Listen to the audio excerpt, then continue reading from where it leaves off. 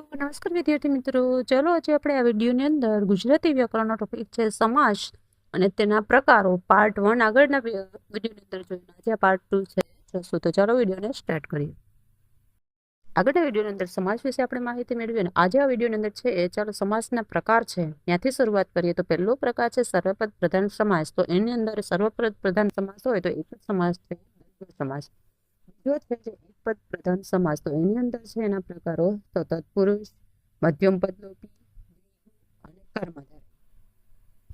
એના પછીના ત્રીજો છે જે અન્ય પદ પ્રધાન સમાસ. તો એની અંદર આવે છે ઉપપદ, બહુવ્રીહી અને અવયવી ભાવ સમાસ. સૌથી પહેલા આપણે જોઈએ દ્વંદ્વ સમાસ. દ્વંદ્વ સમાસ એટલે શું? તો દ્વંદ્વ એટલે કે જોડકું. તો આથી બે કે તેથી વધારે વસ્તુ કે વ્યક્તિઓ દર્શાવતા શબ્દો એક સાથે કે સમૂહમાં અર્થ વ્યક્ત કરે ત્યારે જે સમાસ બને છે તેને દ્વંદ્વ સમાસ કહે છે.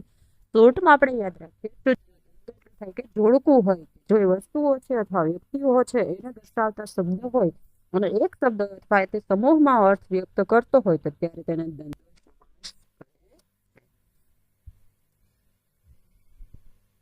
દ્વંદ્વ સમાસના બે પ્રકાર છે. એના પાછા ફરી બે પ્રકાર છે. એક છે ઇતરેતર દ્વંદ્વ સમાસ અને બીજું છે વૈકલ્પિક દ્વંદ્વ સમાસ. તો પહેલા જોઈએ આપણે ઇતરેતર દ્વંદ્વ સમાસ એટલે શું?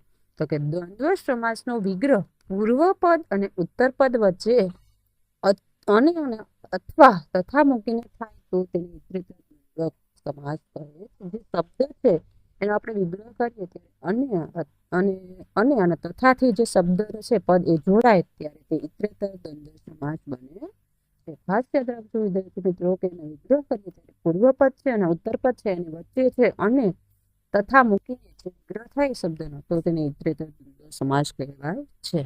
ઉદાહરણ તરીકે આપણે જોઈએ તો લોચન મન.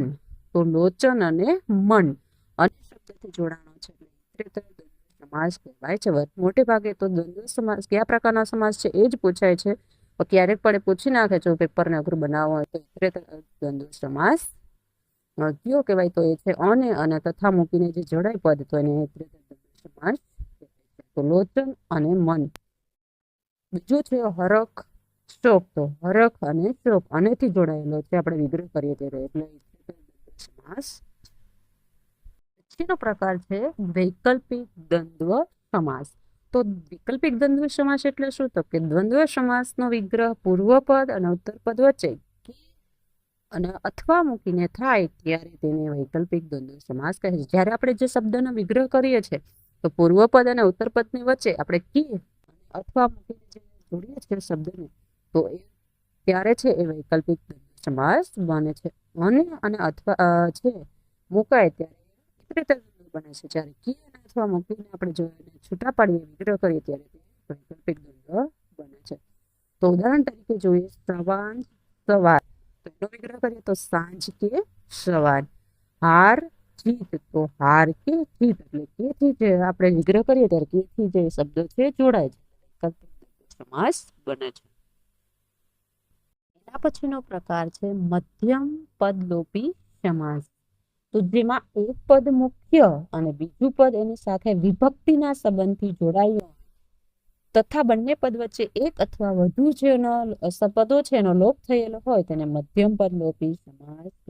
એક પદ છે અથવા એક કરતા વધારે પદનો જે શબ્દની અંદર લોપ થાય તો એને પણ મધ્યમ પદ લોપી કહેવાય છે. અને એક પદ મુખ્ય હોય અને બીજું પદ છે વિભક્તિથી જોડાયેલું હોય અને બંને પદ છે એક અથવા વધારે પદો છે એનો લોપ થયેલો હોય તો તેને મધ્યમ પદ લોપી સમાસ કહે છે. ઉદાહરણ તરીકે જોઈએ આપણે તો રેલગાડી. વિગ્રહ કરીએ તો રેલના પાટા પર ચાલતી ગાડી એટલે રેલગાડી તો એ મધ્યમ પદ લોપી સમાસ કહેવાય છે. દવાખાનું. તો દવા મેળવવાનું ખાનું. મેળવવાનું છે લોપ થઈ ગયો છે દવા મેળવવાનું ખાનું એટલે દવાખાનું. પછી ઘોડાગાડી છે મધ્યમ પદ લોપી સમાસ કહેવાય છે. કેમ કે એની વચ્ચે છે પદનો છે લોપ થયેલો હોય. પછીના ઉદાહરણ જોઈએ તો કે જકાત નાખવું. તો જકાત નાખવું એટલે શું? તો કે જકાત ભરવા માટેનું નાખવું એને જકાત નાખવું કહેવાય. એ પણ મધ્યમ પદ લોપી બને. સિંહાસન. તો મુખાકૃતિ વાળું આસન એટલે સિંહાસન પણ મધ્યમ પદ લોપી સમાસ કહેવાય છે. એના પછીનો સમાસ આવે છે દ્વિગુ સમાસ. તો દ્વિગુ સમાસ એટલે શું? તો કે જ્યારે કોઈ શબ્દની આગળ વિશેષણ રૂપે સંખ્યાનો નિર્દેશ થયો હોય ત્યારે તેનાથી બનતા શબ્દને દ્વિગુ સમાસ કહે છે. સાવ શોર્ટમાં યાદ રાખીએ વિદ્યાર્થી મિત્રો, તો દ્વિગુ એટલે કે પહેલું પદ છે એનું એ વિશેષણ તરીકે જે કાર્ય કરતું હોય, સંખ્યાવાચક શબ્દ ધરાવતું હોય તો તેને દ્વિગુ સમાસ કહેવાય છે. પહેલું પદ છે સંખ્યાદનનો નિર્દેશ કરે ત્યારે દ્વિગુ સમાસ બને છે. સમાસ છે એક પદ પ્રધાન સમાસ છે. ક્યારેક પૂછાઈ શકે એવો પ્રશ્ન કે દ્વિગુ છે એ કયો પ્રકારનો છે, સર્વપદ, એક પદ કે અન્ય પદ? તો એ છે એક પદ પ્રધાન સમાસ છે. દ્વિગુ સમાસના બે પદો પૈકી પહેલું પૂર્વપદ સંખ્યાવાચક વિશેષણ હોય અને જ્યારે ઉત્તર પદ છે એટલે કે બીજું પદ છે મોટા ભાગે સંજ્ઞા હોય છે. એટલે હંમેશા પહેલું પદ છે સંખ્યા છે એ ધરાવતું હોય તો તે દ્વિગુ સમાસ હોય છે.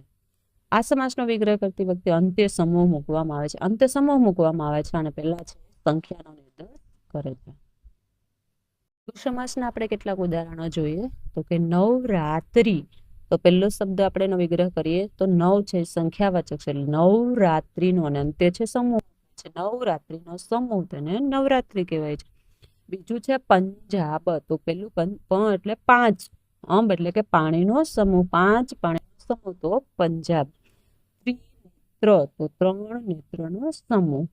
પંચવટી 5 વડલાઓનો સમૂહ. ચોમાસુ તો 4 માસનો સમૂહ. બધામાં આપણે પહેલા વિગ્રહ કરીએ તો પહેલું પદ છે એ સંખ્યા દર્શનનો નિર્દેશ કરે છે અને અંતે છે સમૂહ મૂકેલું છે. તો અહીં આ છે એ દ્વિગુ સમાસ ના બધા ઉદાહરણો. એના પછીનો સમાસ છે કર્મધારય સમાસ.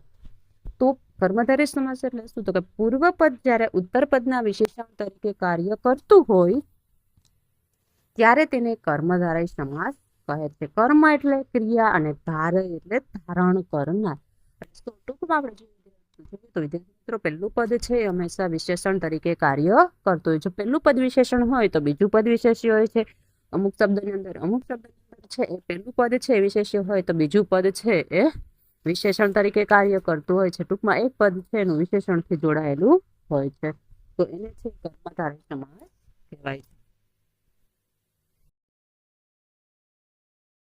આપણે કર્મધારય સમાસ છે એના વિશે જોયું તો એના આપણે કેટલાક ઉદાહરણો જોઈએ. એટલે એની કેટલીક લાક્ષણિકતા જોઈ લે તો કે પહેલું છે પૂર્વપદ વિશેષણ હોય તો ઉત્તરપદ વિશેષ્ય હોય છે.